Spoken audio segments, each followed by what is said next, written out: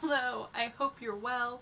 Welcome or welcome back to my channel. Today's video is my 2021 Most Anticipated Reads Part 2. I previously did a video that was exclusively historical fiction, but today's will have a variety of genres including nonfiction, romance, and contemporary fiction. I had initially planned to focus only on the first few months of 2021, but there were just too many releases that I was excited about in the summer of 2021 that I decided, why the hell not?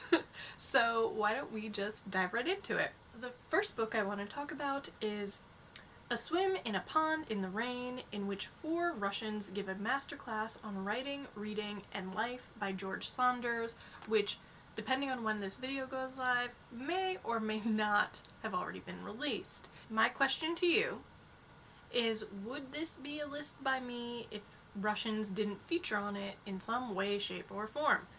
Probably not.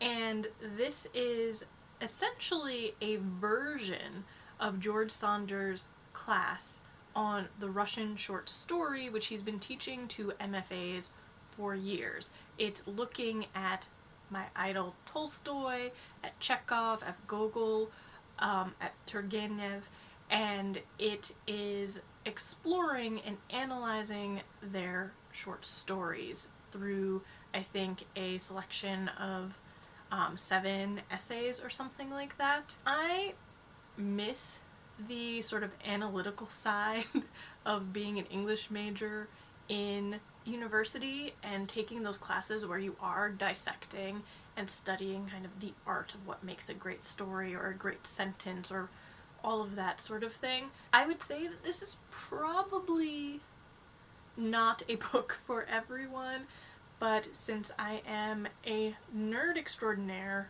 love Russian literature, and would thoroughly enjoy learning more of why those particular Russian authors are so impactful and influential centuries later, this feels like the right book to sink my teeth into, so I am looking forward to it. The next book that I want to talk about is The Doctors Blackwell, How Two Pioneering Sisters Brought Medicine to Women and Women to Medicine by Janice P. Nimura. And this is a case of life really coming full circle. I remember being in 4th or 5th grade and actually reading a biography on Elizabeth Blackwell and then doing a report. At that point, little Brittany was intent on becoming a doctor, so reading a book about the first female doctor in the US was pretty much the equivalent of me meeting like a movie star or a rock star or something like that. Yes, I realize that sounds ridiculous, but I was a nerdy and eccentric child. So for me, being able to read a biography now that's not only looking at Elizabeth, but also her sister Emily and the trials and triumphs of their trying to be accepted by the male medical establishment in the 19th century just sounds amazing. If you watch my channel, you know I'm always looking for nonfiction and fiction that really spotlight the stories of women, but especially of historical women who people might not really know all that much about.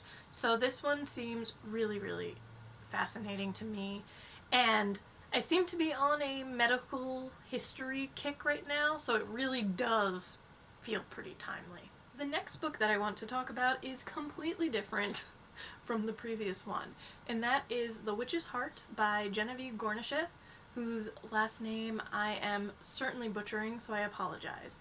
But this cover, I don't know where I saw it for the first time, caught my attention in a major way, and I have not been able to stop thinking about it. It is definitely a more fantastical type of book than I normally read, but it seems to be steeped in Norse mythology, which I find fascinating.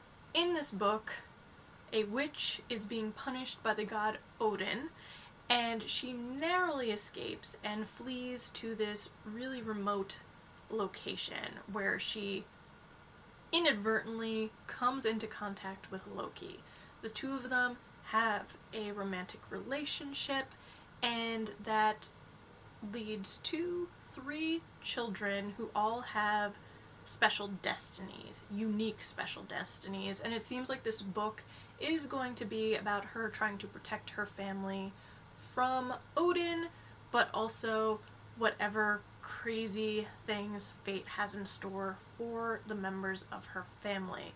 So, as I said, Norse mythology is pretty damn interesting to me, so I'm looking forward to this one, even if it probably skirts on the side of fantasy more than my average read. So the next book is The Vitri Project by Nicola DeRobertis-Theye, and this book is on my list for a couple of reasons, apart from the fact that it sounds amazing and has a blurb by Lily King. I actually know the author. So Nicola and I worked together at the same literary agency and were assistants together before I left publishing, so it's really exciting for me to see her writing being published at this point. This book really does sound interesting. It is contemporary fiction. This young woman is working in a bookstore in Berkeley when she becomes really interested in this Italian client of theirs who keeps buying books from them and whose book choices start getting increasingly mystical and esoteric.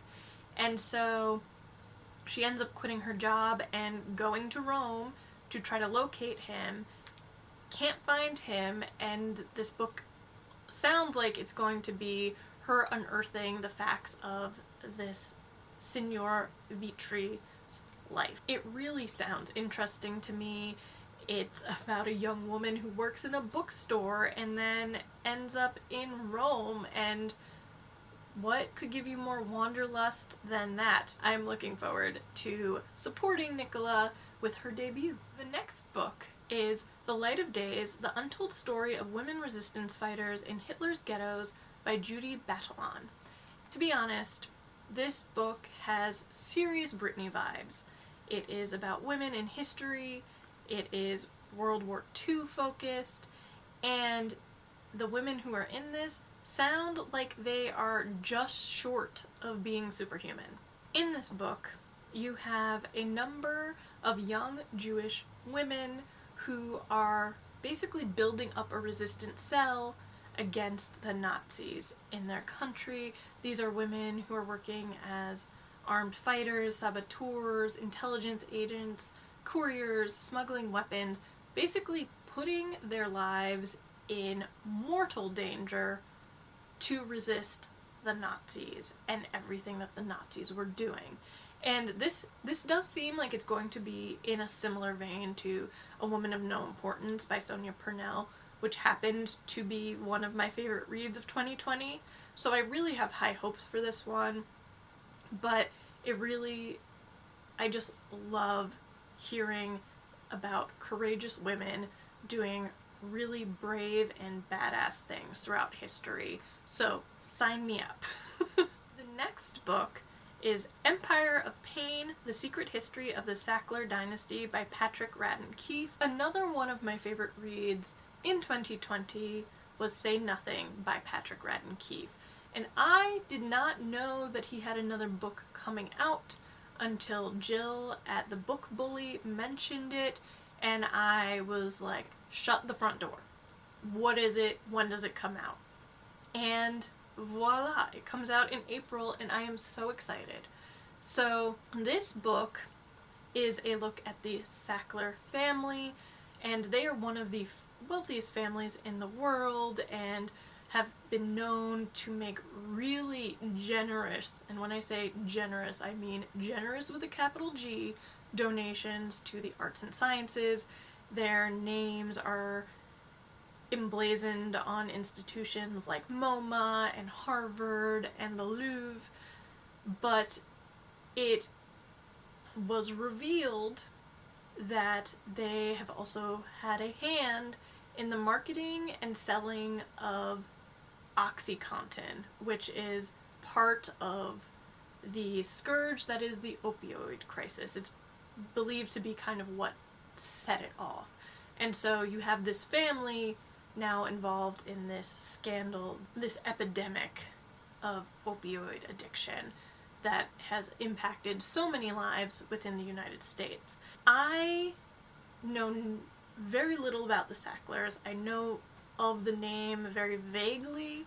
I knew they were very wealthy, but nothing else. And I am looking forward to the level of investigative journalism and exposition that was in Say Nothing that made it so powerful. Patrick Radden Keefe is an amazing author, and I have really high hopes for this one. Say Nothing read very much like some sort of political thriller and had so much nuance to it that I'm hoping that this book is very similar and is kind of written in the same style.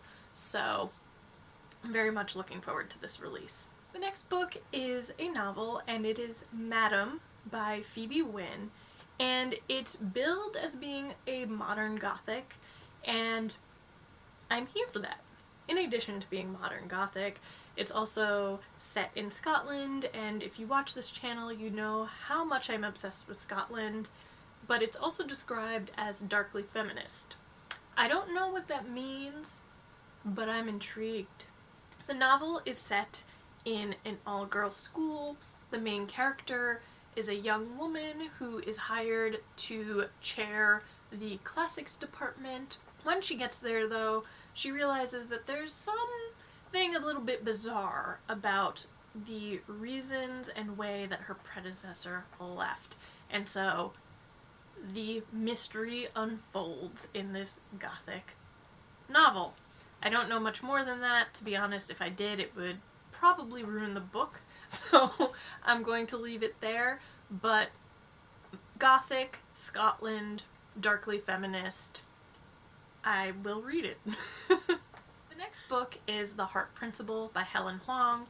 I am not an avid reader of romance, by any means, but I read The Kiss Quotient in 2020 and thought it was a joy to read. It was cute, it was steamy, it was fun, it was original, and it ended up being one of my favorite reads of 2020. So this is Helen Hoang's third book. I think The Bride Test is her second, and in it the main character is a young woman who has been battling with OCD, and she is now tasked with seducing the CEO of a startup so that he doesn't ruin her sister's engagement and some real estate deal in the process. So obviously it's a romance, so things happen, but I am really excited to read this one. I'm hoping it's as good as The Kiss Quotient, because that was really a masterpiece, and I loved the fact that Helen Hoang was able to write a romance with a neurodiverse character and has continued to do so. So yeah, that's where I stand on that. I feel like a lot of people are eyeing this book. I'm not generally one to go for the hyped book, but The Kiss Quotient and this one are probably the exceptions. The last book that I want to talk about is The Tiger Mom's Tale by Liao Butler, which is her debut.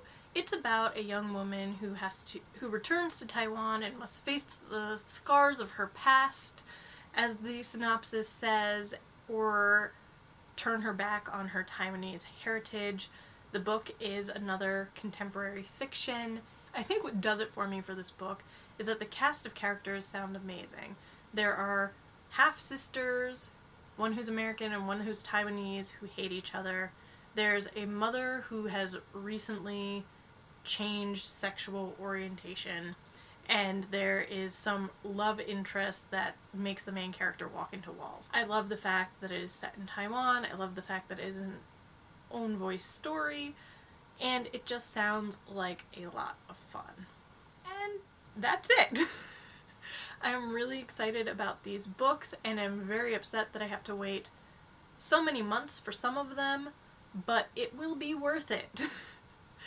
Please do let me know if any of these books tickle your fancy, or if there are any others that you're really looking forward to in 2021. But as always, thank you so much for watching this video. If you did enjoy it, be sure to give it thumbs up, comment, and subscribe, and I'll see you later. Bye!